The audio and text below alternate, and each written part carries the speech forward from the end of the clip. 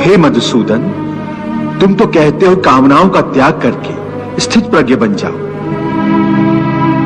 परंतु स्थिर प्रज्ञ बनने के लिए सबसे आवश्यक क्या है? स्थिर बुद्धि। स्थिर बुद्धि? परंतु मनुष्य अपनी बुद्धि को स्थिर कैसे रख सकता है? आशा और निराशा दोनों से मुक्त होकर ही बुद्धि को स्थिर किया जा सकता है।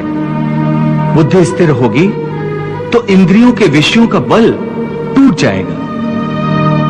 यदि कोई किसी इंद्रिय को ही काटकर फेंक दे तो क्या उस इंद्रिय का विषय नष्ट हो जाएगा?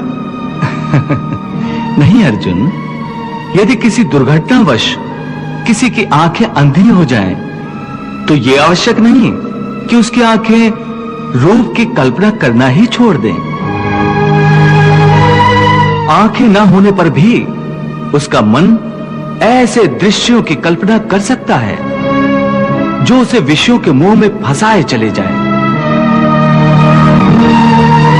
पार्थ, एक अंधा मनुष्य भगवान के स्वरूप की भी कल्पना कर सकता है और एक नारी के शरीर की भी कल्पना कर सकता है। सो किसी इंद्रिय के होने ना होने से मन की वासना और आसक्ति में फर्क नहीं पड़ता।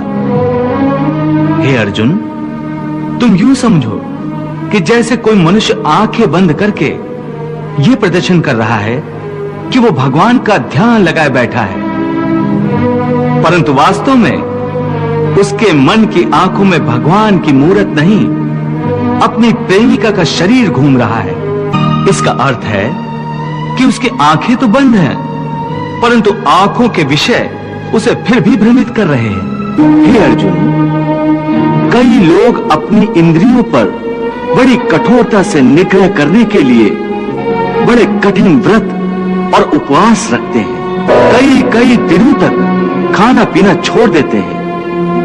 फिर भी यदि उनका मन भांत भांत के स्वादिष्ट भोजनों की वासना में ही अटका रहे, तो हठ के द्वारा किए हुए इस व्रत उपवास का क्या लाभ है?